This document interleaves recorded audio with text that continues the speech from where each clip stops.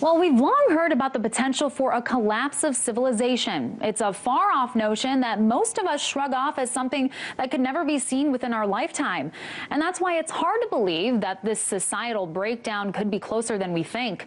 According to a new study out by NASA and soon to be published, modern civilization is heading for collapse within a matter of decades. In the study, mathematicians use theoretical models to predict what will happen to the industrialized world over the course of the next century or so. And they found that even with conservative estimates, the Earth is headed down a very tumultuous path. So how was this determined? Well, scientists took a look at a human nature dynamics of past cases of collapse using indicators like population, climate, water, agriculture, and energy. And what they found is that these factors can lead to a collapse by converging to create two different problems. The first has to do with a stretching of resources that puts significant strain on our ecological system. But the second is perhaps more interesting. It involves the economic stratification of society into elites and masses, or simply put, the rich and poor. Earlier, I spoke with population biologist Paul Ehrlich, and he says a collapse could be caused by our increasingly unequal wealth distribution. Take a look. One is, of course, people on the short end of the stick live in misery. When people say, oh, well, hunger's not really a problem. We have almost 1 billion people that are hungry, another 2 billion out of 7.2 billion that are micronutrient malnourished. And as the system we have now of taking from the poor and giving to the rich carries on, that's going to get worse.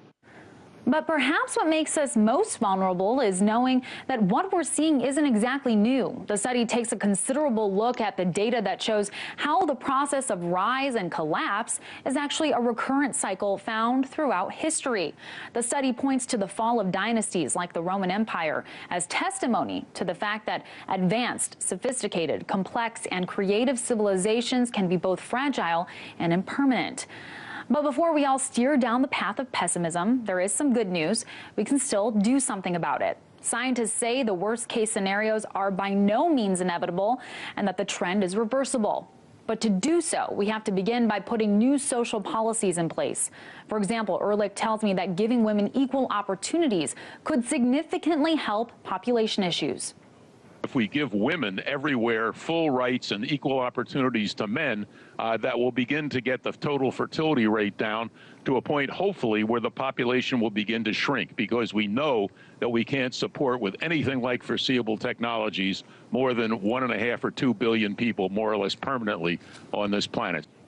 Ultimately, to avoid collapse, the study says we need to dramatically reduce economic inequality and resource consumption, perhaps providing a wake-up call that business as usual can no longer be sustained.